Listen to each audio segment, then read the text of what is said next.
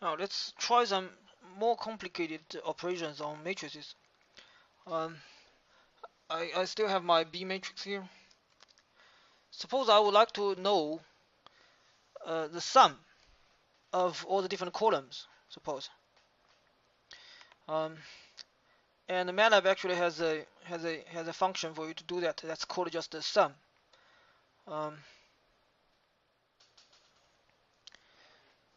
so if I do sum B, it's gonna tell me the sum of all the different columns, all the different numbers in the different columns is 34 for the first column, 34 for the second column, and 34 for the third column, and then 34 for the last column. It's all 34 actually. It's all 34. You can check. You can check. So 16 plus 4, that's like 20, and then 5 plus 9, it's like 14. So it's 34, right? So that's summation over all the different over the columns. Summation over the columns. So suppose you would like to sum in this particular direction. Suppose you would like to sum all the elements in the row, in the same row. You want to add 16 to 3, and then to 2, and then 13. How do you actually do that? What you can do is to do a transpose first. And the transpose of a matrix is represented by this single quote, a single quote. And then if you type a B, single quote, then it's going to give you a transpose. A transpose is what? A transpose is basically the first row becomes the first column, and then the second row becomes the second column. That's called a transpose. And then if you do a sum on the transpose of B, here I'm actually composing two commands together. First transposing the B, and then do a sum over the transposed B. It's still going to sum over all the different columns. It's still going to sum over the different columns, but now I'm summing over the different columns of B transpose. And B transpose is what? It's all the different columns in B transpose is actually the different rows. It's actually the different rows of the B. So essentially, you're actually summing over all the different rows of B. And so 16 plus 3, that's like 19. 19 plus 2, 12, 21. 21 plus 13, that's 34. So this is a kind of special matrix. Whether you sum over columns or sum over rows, you always get 34. It's kind of special kind of a matrix. So two types of operations. One is called sum. The other one is called transpose or prime. And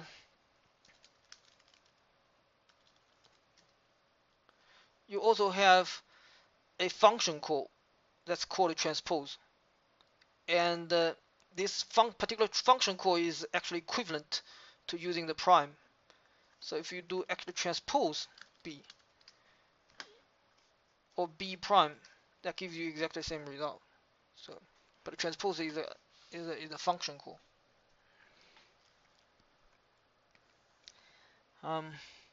Suppose you would like to access a particular element inside of the B matrix. Suppose you would like to access the first row, first column. You can do it like that, using a parenthesis. And then the row number, comma, and then the column number. It's supposed to give you 16. And suppose you would like to access the second row, third column. It's giving you second row, third column. Where's B matrix? Second row, third column, that's 11.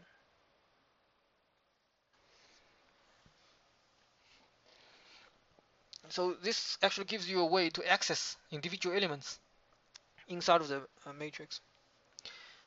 Sometimes you want to solve linear systems, in which case you have to get the inverse. And there's a command for doing that, a function. It's called IMV.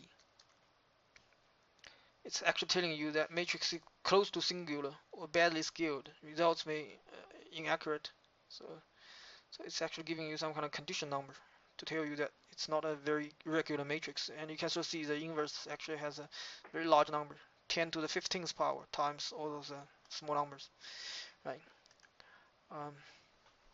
if you want to sort of look at the algorithm for taking the inverse, you can do help inv.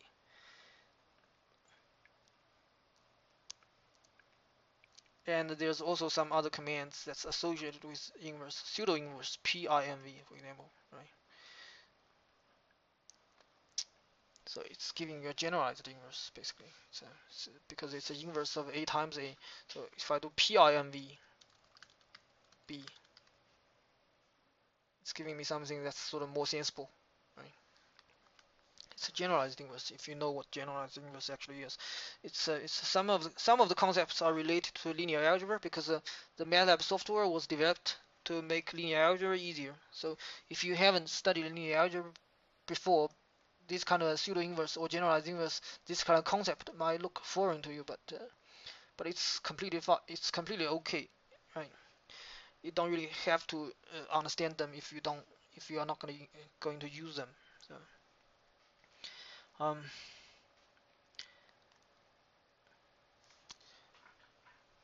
so now let's look at one of the most important operations. That's the colon operator.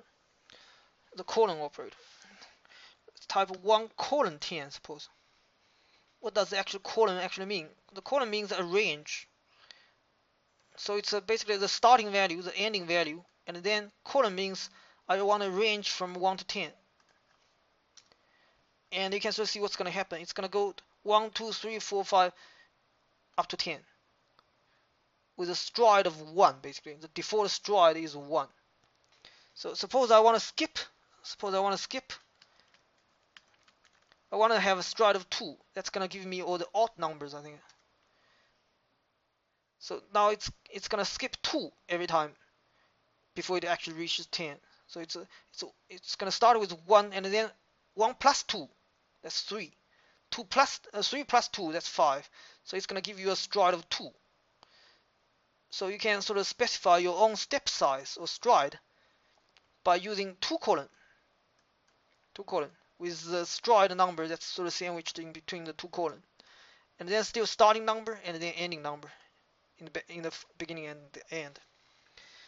Now the stride doesn't have to be a positive number. It can be a negative number. Suppose I do 50 minus 4, 20. So it's going to start with 50 and then reduce 4 every time until it reaches 20. You can sort of see 50, 46, 42. It reduces 4 every time. It doesn't reach 20 exactly because when it reaches 22, if you subtract by 4, it's going to be 18. But 18 is sort of smaller than 20. That's not what you wanted. You want something that's down until 20. So it's going to stop at 22. It's not going to print out 18, right? Because 18 is already smaller than 20. So, but suppose you do 20 minus 4, 50. And then what's going to happen? You're going to get an empty matrix. It's telling you that you are getting an empty matrix. Because you are starting with 20 and then reducing by 4 and you are expecting to reach 50. It's impossible. It's an impossible operation, so it's actually returning an empty matrix. So you have to be careful about the range and then starting and ending values, right? So the same is true if you actually do 50, 4, 20. Now the stride is positive, but you are starting from a bigger number. You're trying to end with a smaller number. Again, it's going to give you an empty matrix. So that's not going to work. But how this kind of thing is going to be useful? Of course, it's a useful way for you to construct a matrix and vectors, right? So you can assign. So let's say T equals to 1 to 10, for example. Then you are getting a matrix that's T. That's called a T. It's just a one row, right? It's one of the ways for constructing matrix or vectors. But you can also use those things to index into a existing matrix. I have the B matrix, right? Suppose I want to extract all the elements that's in the second column. What I can do is to use B 1 to end second column. So when we talked about how to index into a matrix, we talked about how to do this kind of thing. If you want the first row, second column, But suppose you want every element on the second column. You can do this. You want the second column, of course. But for the row part of the index, you give a colon and then starting and end. And in Matlab, the keyword end, the word end is actually a keyword. It represents the end of the entire column. So in this case, end is going to correspond to 4 because you only have like four different rows. So this way it's going to extract all the different rows on the second column. Of course, if you start with 1 and end with the last row, you don't really have to type 1 and the end. You can neglect it. So column by itself, without any beginning or ending, is just automatically going to scale to, it's going to automatically adjust to 1 and end. So this means that you want every element in the second column. And of course, if you want to sort of have a, suppose I want a 2 to 3, this way you can specify a specific range. And if you want to use a particular stride, 2 to end. So you want the first element, and then you want the third element. And then you want the fifth element, but it doesn't have a fifth row, so it's just printing out the first two elements, the third and the sixth element.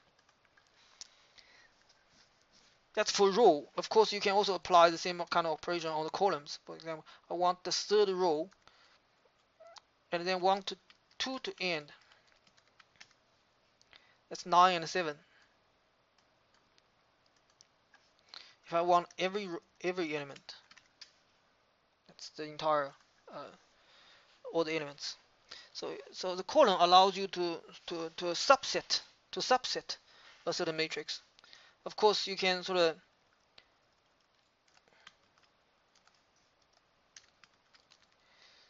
use the column for both the row index and the column index.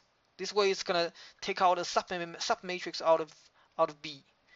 So in the row part, you want the first, the third row, and in the column part, you want the first and the third column.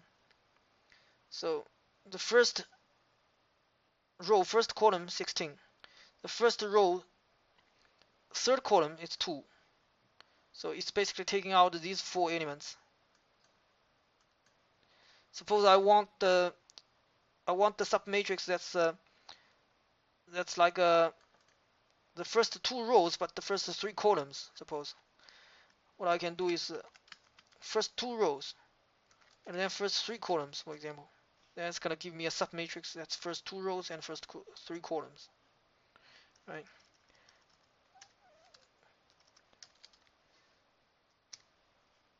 A different portion of the original matrix.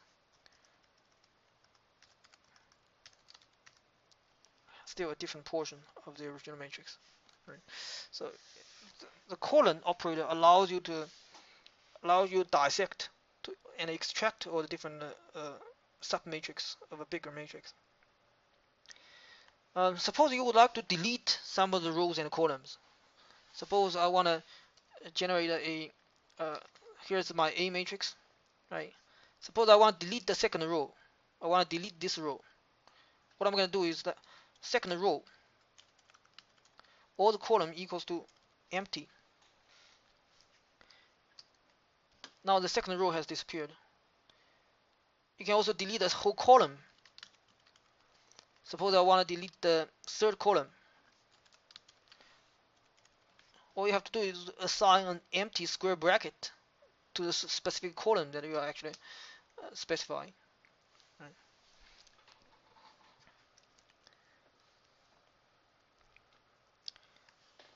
So now let's look at some relational operations. Relational operations allows you to compare matrix element by element, basically. So suppose I have 2 vectors, x equals to 1, 5, 3, 7, y equals to 0, 2, 8, 7. Suppose I want to sort of compare the elements inside of the x with the elements inside of the y. I can do x smaller than y. So is x smaller than y? And it's going to return a matrix or vector. It's basically an element-wise comparison. 1 means true, 0 means false. So is 1 smaller than 0? False, then I'm getting a 0. Is 5 smaller than 2? False, I'm getting a 0. Is 3 smaller than 8? True, I'm getting a 1 here. Is 7 smaller than 7? False, 7 equals to 7. So I'm getting a false, 0. So if I change smaller than to smaller than and equal or equal to this particular comparison, smaller than or equal to, then I'm gonna get the last element of the output to 0 to 1. Because is 7 smaller than or equal to 7? It's true, because 7 is equal to 7, so it actually satisfies this particular condition, smaller than or equal to, right? So I'm getting a 1 here. That 1 means true, actually.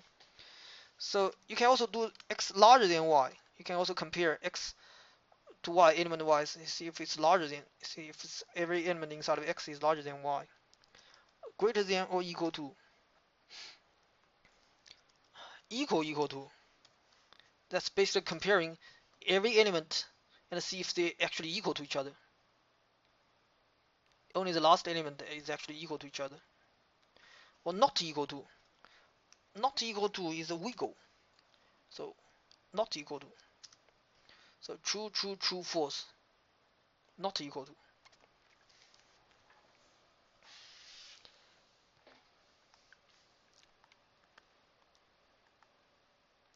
Now let's try to make some plots. Make some simple plots. Let's try to make some simple plots. Right. We're gonna plot an exponential function. So I'm gonna construct the horizontal axis. I'm just gonna do 0 to 40. I'm gonna treat the horizontal axis as just some variable that's t. So you can sort of t is just a vector that goes from 0 to 40 with a stride of 1. So you can see what's actually the content inside of the t vector.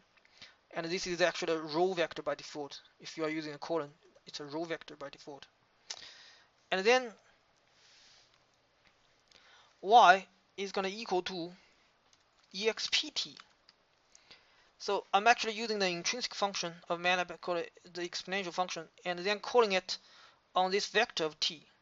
So by default, this intrinsic function is going to be applied element-wise to every element inside of the t function. So if I want to make a plot, I can just use the function, Matlab function called plot. I'm going to give the horizontal axis, that's t, and then give the vertical axis as y. If I do plot ty, it's going to give me this particular window. So this is actually a plot of t versus y. So the horizontal axis is going to be t, and you can sort of see it goes from 0 to 40. And then the vertical axis is going to be y.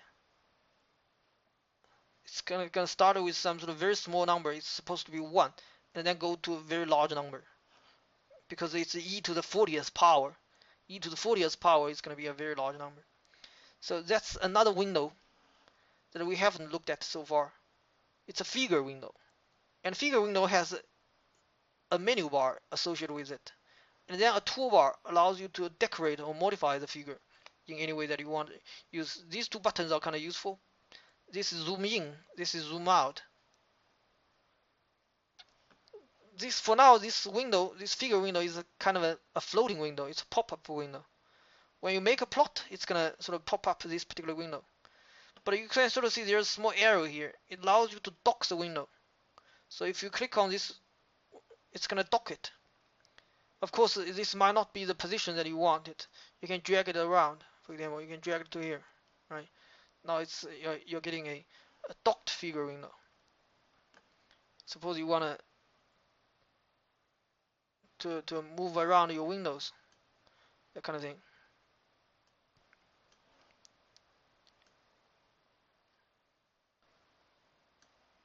Right.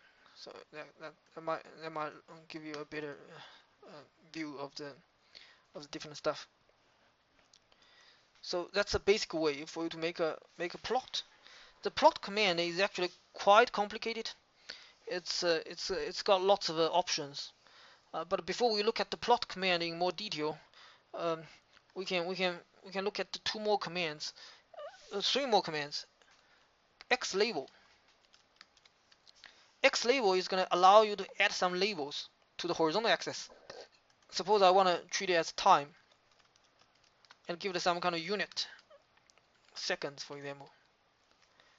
So it's going to sort of print the text that I just specified inside of these single quotes on the horizontal axis. And then, of course, you also have Y label. Let's just call it response. Then you get a Y label.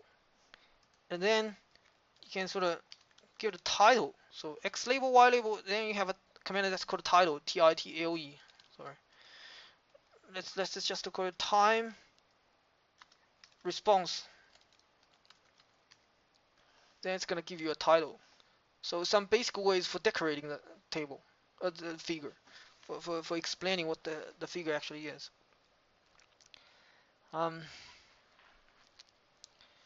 If you want to save this particular figure, you can use the print command. If you want to sort of save the figure in a particular format, suppose you want to have a EPS format. Let's call it just a.eps, and then you have to sort of give it the option that's -d. -d is sort of the device, and then followed by EPS, and then followed by the file name a.eps. If you want to save it in color, DEPSC. Then if you look into your current directory, so star is what we call a wildcard. You're looking for all the files that end with .eps. Then you're gonna see the file that you just generated. It's a EPS particular file format, right?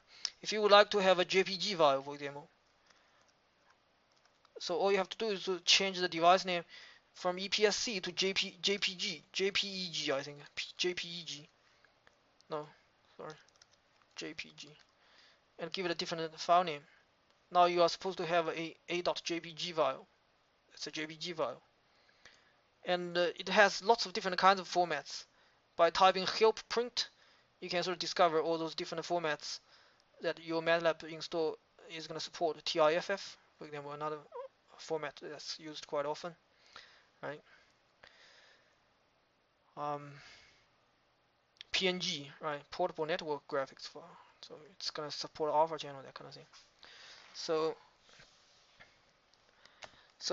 now let's try to sort of make some slightly more complicated plots.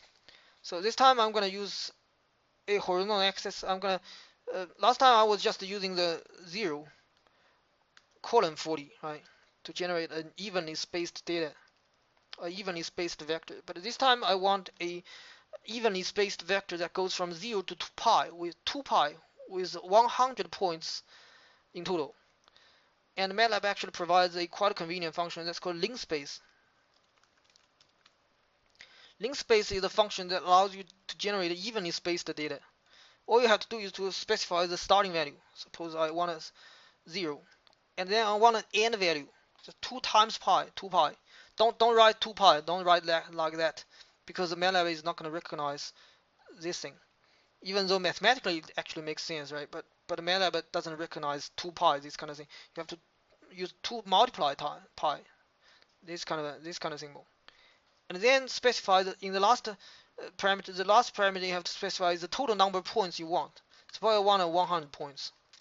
So x is going to be a vector that goes from 0 to 2 pi with 100 points in total. And now let's make some plots. I'm going to do sine x. So horizontal axis is going to be x. The vertical axis is going to be the sine of x. What I was telling you is that those intrinsic functions by default is going to apply to every element inside of the matrix. It's going to be an element-wise operation. So it's going to compute the sine of every element inside of the vector x. And then it's going to show you this particular figure. So again, it goes from 0 to 2 pi. 2 pi is 6 point something. And then sign is going to vary from like a -1 to +1. You can sort of see how it actually changes, right? And again, you can sort of label it, right? Just to reinforce two commands. X label, you can label it, right? Y label. In fact, if you actually do a help plot, it's gonna display the how to use the plot command. So here I'm actually using it in the most basic format. It allows you to specify two vectors, x and then x, the horizontal vector, and then y vector. Here the y vector is basically computed on the fly. It's not assigned to a particular variable. It's basically computed from the x vector, horizontal vector on the fly, right? But it also allows you to specify a string character for the specific format of the curve. So here you can actually see. So you can specify the color of the line. You can specify the connector or the marker. Different kinds of marker, dots, circles, and then you can also specify the connector, the lines. Do you want a solid line, dotted line, dash dot, that kind of thing. So the basic usage is like this. So plot, if you want to repeat the previous command, you can just use the up and down arrow key. So here I have found my plot command. You can specify, so by default it's going to default to blue. Suppose I want a red. Use a single quote, a pair of single quotes. Red means R. You can find the color codes here. It supports also all those different kinds of colors. If I want a red, then it's R. And then I want my markers to be, for example, plus. I want to use a plus marker. I want a plus marker. And then the markers are going to be connected by using solid lines or dotted lines or dash dot or dash lines. Suppose I just want a dash lines. I just want a dash. Dash lines is a two minus sign next to each other. So it's dash. So if I do this, and you can sort of see it's the look of the figure actually has changed. It's actually sort of, if I want to blow up a portion of the figure, I can click on the zoom button and then just drag it over the portion that I want to look at. So the crosses, the marker, are going to be positioned at locations where you have an x value. So x, what I was telling you, x is actually a vector. It has discrete elements inside of it. So the marker is going to be placed at the location of where you have an x value, and then the y-axis of the marker is going to be the y-axis corresponding to that particular x value. And then they are going to be connected. All the different markers are going to be connected using whatever you specify here. If you leave it out, you don't specify the connector, then it's going to just be the marker. You have no connections between the markers. Maybe that's what you wanted, but if you want to go back, but in any case, Matlab allows you to do that, to specify whatever symbol or color or line that you would like to use. And suppose you would like to plot two figures on the same, two lines on the same figure. What you can do is to do this, sine x, so cosine x. If you would like to sort of plot two lines on the same plot, but with different kind of color or different kind of line specification, you can do, for example, sine x. I want to plot x and sine x, maybe in red plus, connected with the solid line.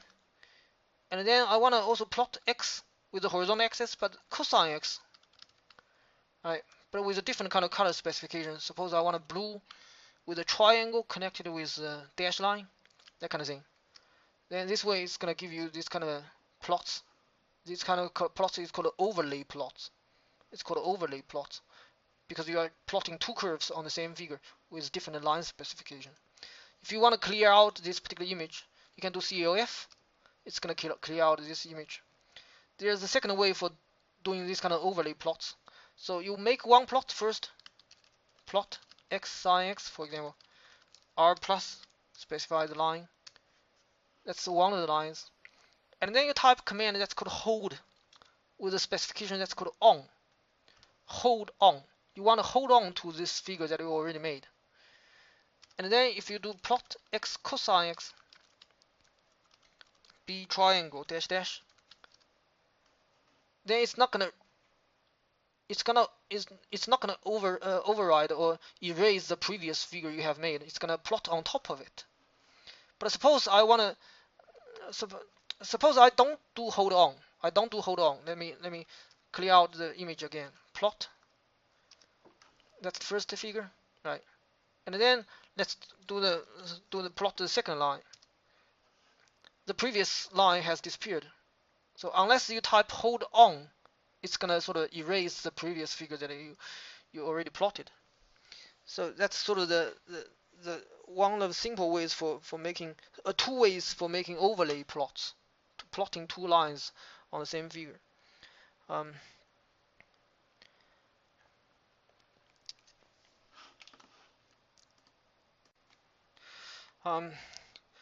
So let's look at a few more functions about two more functions about the matrix. So suppose I have my B matrix here. I just loaded my B matrix into the memory. Suppose I would like to find out the size of the B matrix.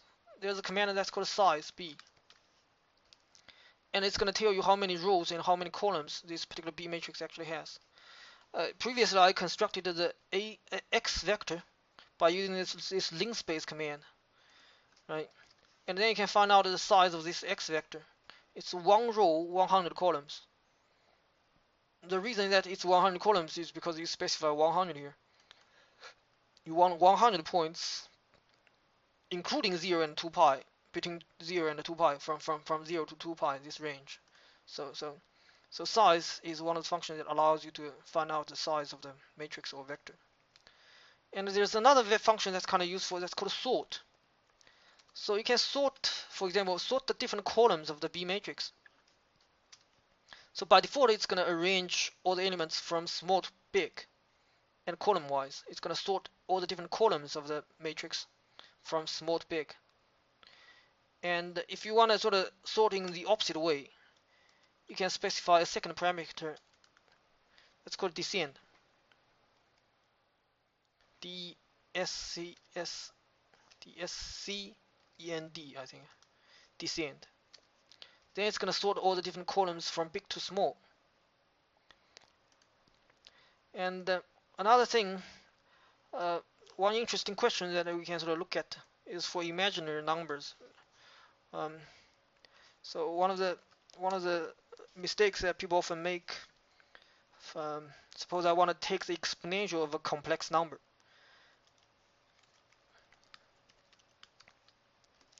So for this particular expression, it's gonna take the exponential of half a pi times I. I is gonna be treated as the imaginary unit, and you can sort of see it's equal to 0 plus 1i. But suppose you neglect the multiplication, it's gonna take the exponential of a fraction number. The denominator is gonna be pi, but the denominator is going to be 2i. So it's going to give you a different complex number. It's going to give you a different complex number. That's 0 subtract 1i.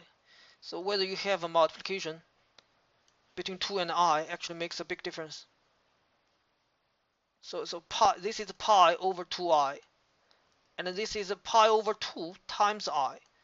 It's actually a two different complex number. 干嘛吧你？哎呀，录进去了。So after you have used Matlab command window for a while, you might have lots of commands that you want to repeat for many times. In this kind of case, you might want to put those commands that you have typed in the command window into a script. So a script is basically is basically a text file that contains all the commands that you want Matlab to execute. We're going to talk about the scripts and also functions, and there's a distinction between scripts and functions. So what I can tell you is that scripts is like just a concatenation of lots of commands. All the variables that you're going to use in the script and all the sort of all the kind of memory usages are going to be inside of the global workspace. That's the Matlab workspace. But the functions are different. If you define a function, all the variables that you use in that function, all the kind of memory usage of that function is going to be encapsulated in a subspace, in a smaller memory space. And that smaller memory space is going to disappear after the function finishes executing. So everything that's going to be left over is going to be the output of that particular function. And all the intermediate variables, all the memory usage that happens inside of that particular function are just going to disappear. It's not going to be left inside of this workspace. So this global workspace is used by the commands that you type in the command window and also your scripts. And each individual function that you are going to write is going to have its own memory space, and that private memory space is not sort of exposed on the global memory space. That's sort of your Matlab workspace. So let's look at how we can actually write a script from previous commands. So I have typed lots of commands in the command window, and if I want to sort of get back those commands that I have typed, what I can do is to bring up the command history window. So you can click on the if you go back to the home tab, if you click on the home tab and then go to the layout, and then you can sort of find the command history. For now it's closed, but you can bring it up by clicking on the docked, and now it's gonna give you the command history. So you have a command history window. You can sort of select, in which you can select all the commands that you're gonna use in a script. For example, you can select the commands. For example, suppose I want to select this particular line, and then you can hold down the control key. Hold down the control key without releasing it, and then select other commands. Select other commands. So suppose I want to select this command, and then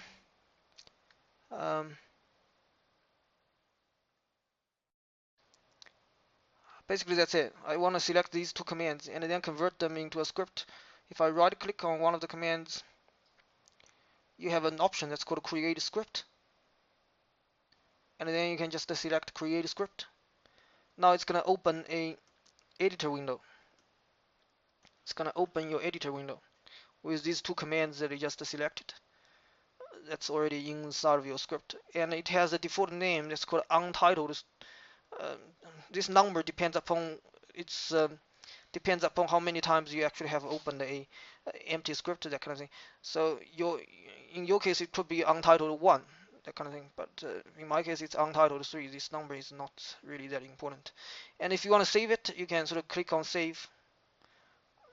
Once you have moved your cursor into the editor window here, you can sort of see the editor tab in the menu bar becomes active. So now you have all the buttons that's underneath the editor tab becomes highlighted.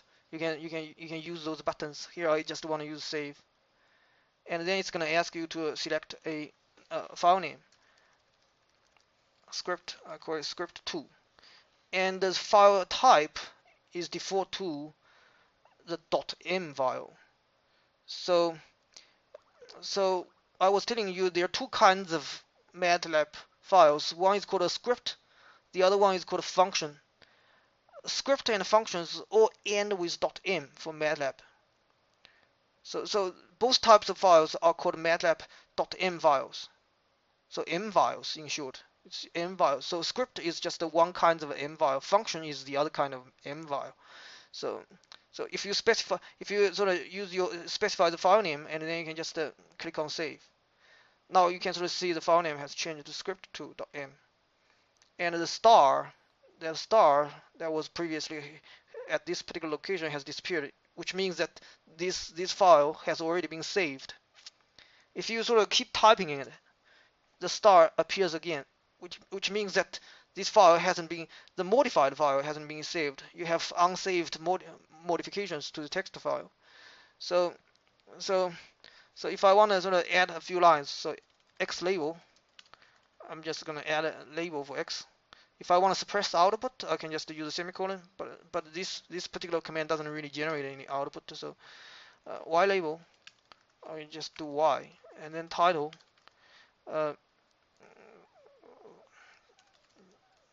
trigonometry functions, right? And then once you're done typing it, you can just click save again. So next time, if you want to sort of execute this sequence of commands, you can just click on run, and then it's going to execute all the commands that's inside of script 2. Now I'm going to close my command history window, and then I'm going to clean up my memory space. I'll just type clear in my command window, so it's all the variables in my workspace are going to disappear. Clear. And then I'll clean up this figure. I'll do a CLF, so the figure is sort of cleaned up. And now let's click on run. What I was telling you about the scripts is that all the variables that's going to be used or defined inside of a script are going to appear in the workspace, the global workspace, the Matlab global workspace. If I click on run, so it's actually reporting some kind of error message. YLABLE, I had a spelling error. It's a Y label. So if I wanna do it again, it's I'll just click on it again. So now it finishes without error. So it's making the same plots. And now you have defined a variable that's x inside of your script, and this x is actually appearing inside of the workspace, your Matlab workspace. Right. Later on, well, I'm going to show you how to actually write a function. But if you actually use a variable that's a function, then it's not gonna generate a variable. It's not gonna have a workspace variable that's called x. So before we actually continue to talk about more things about scripts, I want to show you how to decorate your text, your script. So everything that starts with a percentage sign is called a comment line. So a comment line is going to be ignored by Matlab. Matlab is not going to sort of execute any kind of commands that's after a percentage sign. And if you are actually using the Matlab editor window to edit your script, it's a comment line actually is green, has a green color. So my second script, you can just give it some kind of arbitrary explanation. And this kind of comment line doesn't have to start at the beginning of a line. You can put it anywhere. So suppose after this plot command, my first plot or overlay plot. So you can put the comment either after a particular command or as an individual line. So that's how you can actually write comments to document your codes.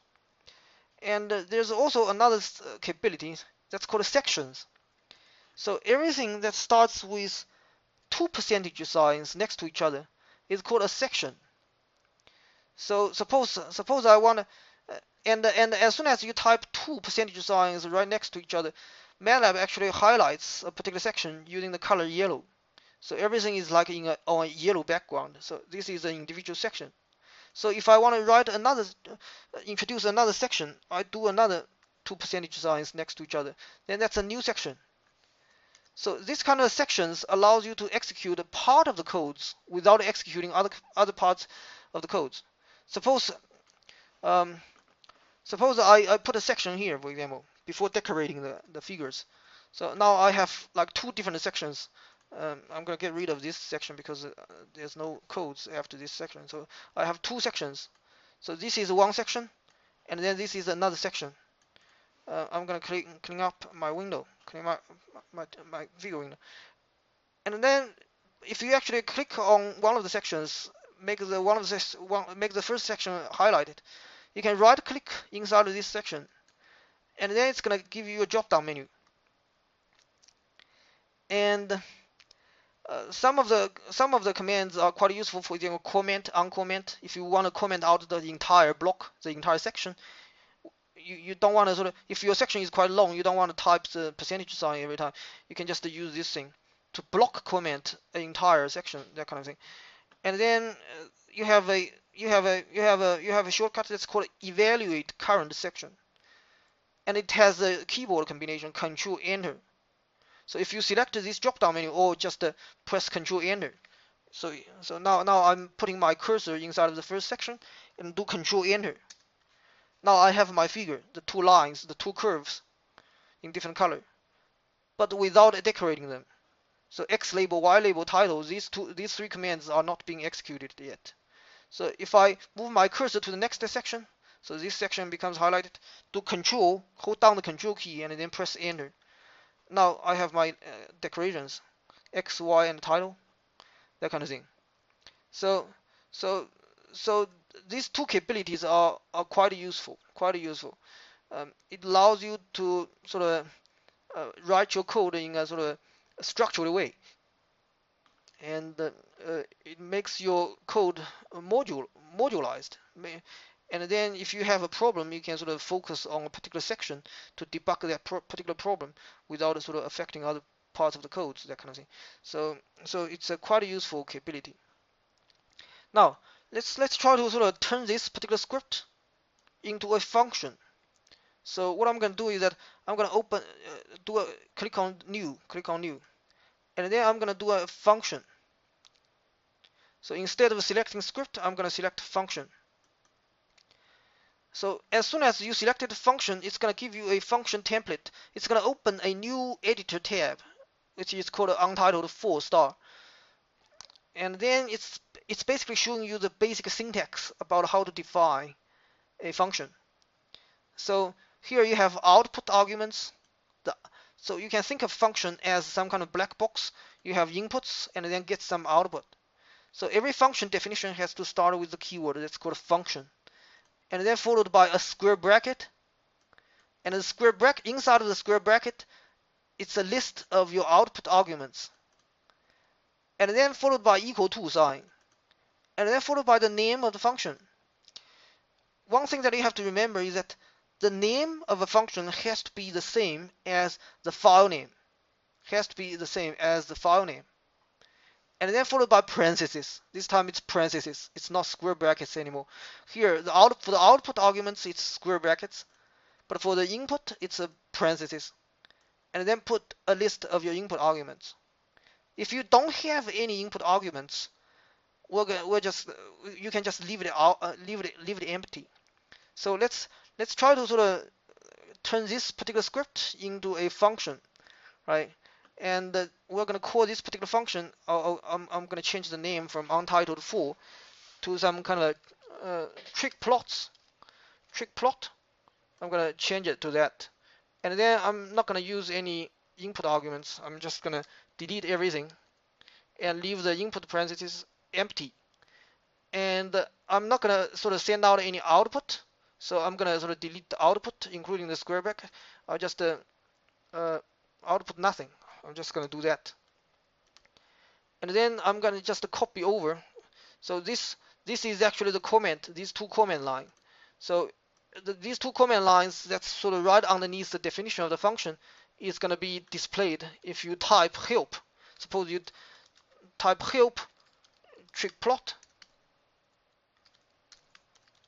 And then the command window is going to display whatever text that you write in these comment lines that's right following the function call, the function definition line. So I'm going to say this function just plots sine and cosine functions. It it has no input, it has no output, that kind of thing, right? And then I can just copy over my stuff. I can just select this thing, right click, copy, and then here I'm gonna paste it. And you can sort of see the body of the function is kind of just a concatenation of the commands. And then you end a function definition with the keyword end. Sometimes this end you don't really have to, but it's a nice thing to have an end, make the complete block, that kind of thing. So once you're done, you can just click on save, and then it's gonna give you a default file name. This default file name is actually the function name. So what I was telling you, the function name has to be the same as the file name for function. You can just now click on save. Again, I'm gonna sort of CLF. I'm gonna clean up the window. Here I have an X variable, right? So I'm gonna clear out everything in my workspace. Now let's try to execute this particular function. So how do you actually execute a function? It's not a script, right? Sometimes functions have input variables. For this particular function call, you don't really have any input variables. So it's but sometimes you have input variables. So a good way of executing a function is still go back to the command window. So suppose you type help trick plot, then it's going to display all the comments that you have just written underneath the definition. So every comment line that's underneath the definition of the function is going to be displayed by the help command. So if you want to sort of run it, you do trick plot without any sort of input, so you don't really have to sort of do any input. Now you can sort of see you have the figure now with all the labels on it. But now inside of the global workspace, you don't really see anything. The X variable that I have just used or defined inside of the function call does not appear inside of this workspace. It was occupying a piece of memory space when the function was being executed, but as soon as the function actually finishes executing, comes to this end, all those memory space were released. So it's a private memory space that's just occupied by this particular function. It's not the global workspace of the Matlab. So that's some kind of a subtle differences between a script and a function.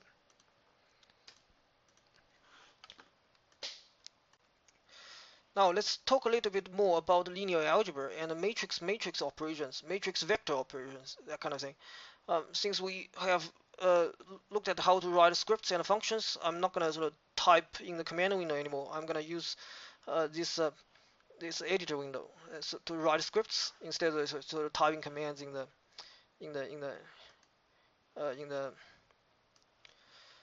editor window.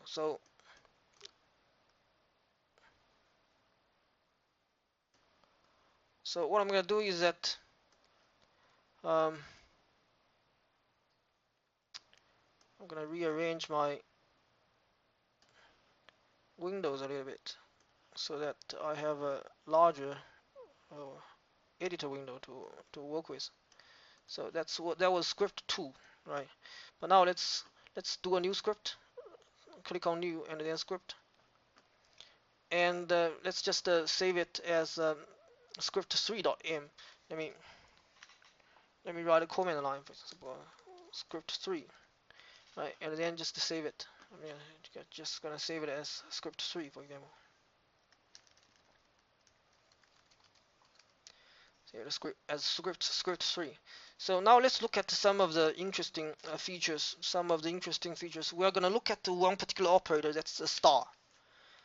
If you look at, we used the star operator before, and I used it as multiplication. If you have two numbers, so 3 times 2, then it's gonna give you 6, right? That's multiplication. true, it's multiplication, but it can be used in a different sense. So especially when you have matrices. So suppose I generate a random matrix A, rand, and I'm gonna have 3 rows, 4 columns. And now I have another matrix B, still random matrix. I'm gonna do 4 rows, 5 columns. So A is gonna be a random matrix with 3 rows, 4 columns, and B is gonna be a random matrix with 4 rows, 5 columns. And then C is gonna equals to A multiply B. So this multiplication, without any kind of decoration, just as a star itself, but with 2 operators, two matrices as its sort of operand. So A is a matrix, B is another matrix, and this syntax actually denotes linear algebra matrix multiplication. So this kind of multiplication has to follow the rules of linear algebra. So if you actually, so let me try to execute it. So script 3 runs without any kind of problem. So if you look at the A, because A, B, C are all inside of your workspace, so you can look at them. So if you look at A, it's a random matrix, 3 rows, 4 columns. And then if you look at B, now it's 4 rows, 5 columns. So C is going to be what? It's going to be a 3 row, 4 column matrix, do a linear algebra multiplication with another matrix that's 4 rows, 5 columns. So the result is going to be 3 rows, 5 columns. So C is supposed to be a matrix that's 3 rows, 5 columns. So if you look at the C, 3 rows, 5 columns. So the star, without any kind of decoration, applied on 2 matrices, actually means linear algebra matrix multiplication, and it has to follow the rules of linear algebra matrix multiplication rules. And in that case, you have to sort of make sure that the second matrix, the row of the second matrix equals to the column of the first matrix. In this case, it's 4. These two can be different, but these two has to be identical. So the column number of A, the first matrix, has to be equal to the row number of the second matrix. So that's linear algebra multiplication. The star actually means linear algebra multiplication. Now we're gonna look at a modification of the star, which is dot star. So suppose I do D equals to a dot star B. And now let's execute it again. So now it's actually reporting an error. It's telling me error using dot star. Matrix dimensions must agree. Matrix dimensions must agree. So dot star means what? Dot star is not a linear algebra multiplication. It actually means element-wise multiplication. So it's gonna take every element. It's gonna, for example, it's gonna take the first element, the first row, first column of A, and then multiply the first row, first column of B, and then put the result into the first row, first column of D, and then it's going to repeat exactly the same procedure for every element inside of A. So in order for this kind of element-wise multiplication to happen correctly, you have to make sure that A and B have exactly the same dimension. The row number and column numbers of A and B has to be exactly the same. So if you want to use a element-wise multiplication, which is a dot star, you will have to sort of make sure that the 2 matrices have the same sort of size. So what I'm gonna do is that I'm gonna change 3 4 4 5. I'm gonna change the size of B to 3 4 also. But if I make this change, this line is gonna break, because a matrix of 3 rows, 4 columns cannot do a linear algebra multiplication with a matrix B that's 3 rows, 4 columns also. What I was telling you is that the column number of the first matrix has to be equal to the row number of the second matrix in order for the linear algebra matrix multiplication to happen. So this line is going to be incorrect, but this line is going to be correct. So let me run it. So now it's telling me error on this particular line. So if I comment out this line, I make this line sort of inactive, and then run it again. Now it has no errors. And if you look at the size, if you look at the size of D, it's supposed to be 3 rows, 4 columns, because it's an element-wise multiplication. So here's A, here's B, and then here's D. And you can actually check if you multiply this number with this number, you should be able to get this number. And if you multiply this number with this number, you should be able to get this number. So it's an element-wise multiplication. So dot star and dot star have very different meanings. So star means linear algebra multiplication, dot star means element-wise multiplication. So if star, this multiplication has this kind of distinction, what about division? Right? What about division? The same is true here. If you do a dot divide, then it's going to be element-wise divide. So suppose E equals to A dot divide B. Then it's going to work. It's going to work. And you have no errors. So now E is going to be an element-wise divide. If you really want a linear algebra divide, what you have to do is to use the inf function call times A. Right? But this is still not going to work, because B is going to be a 3 row 4 column, right? You can try it. So matrix must be square. It's actually telling you matrix must be square. So let's try to change it to 3 by 3. So now it reports no error. So B is a 3 by 3 random matrix, and inf B, it's going to be the inverse of this particular matrix. The inverse of this particular matrix multiply A. The inverse of this B matrix is still going to be 3 rows, 3 columns. So if you multiply with another matrix A, that's 3 rows, 3 columns, then that's going to work, right? So if you look at the E, that's basically the inverse of B multiplied with A. So in principle, that's equivalent to a matrix, linear algebra matrix division. And there's another way for you to write the same kind of to get exactly the same result. What you have to do is to B backslash A actually. So if you want the inverse of B, you have to use B backslash A. And in this case, it's going to give you the inverse of B multiplied with A. So you can compare E with E1, E1, E. This time they are actually identical. So the inverse of B multiplied with A is equivalent to B backslash A. So this is called a linear algebra divide, linear algebra matrix division. So that's for the division side. That's for the division side. What about plus and minus? Suppose you have two matrices A plus B equals to C, that kind of thing. So plus doesn't really have a dot plus, that kind of decoration, because if you want to add two matrices together, either in linear algebra sense or in an element-wise sense, it's all default to element-wise plus. Subtractor is the same, so there's no dot decoration to plus and minus signs. So that's sort of the kind of a distinction that you have to sort of pay attention to, especially if you are a beginner with Matlab. So especially for the multiplication and division, you have to be particularly careful. So if you actually use a multiplication, if you want to do an element-wise multiplication, but forgetting using a dot, you're gonna get a syntax error.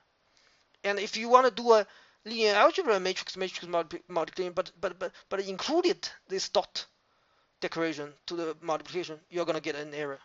So that's a sort of a very small decoration, a dot, but it makes a big difference. So you have to sort of pay special attention to this kind of a feature.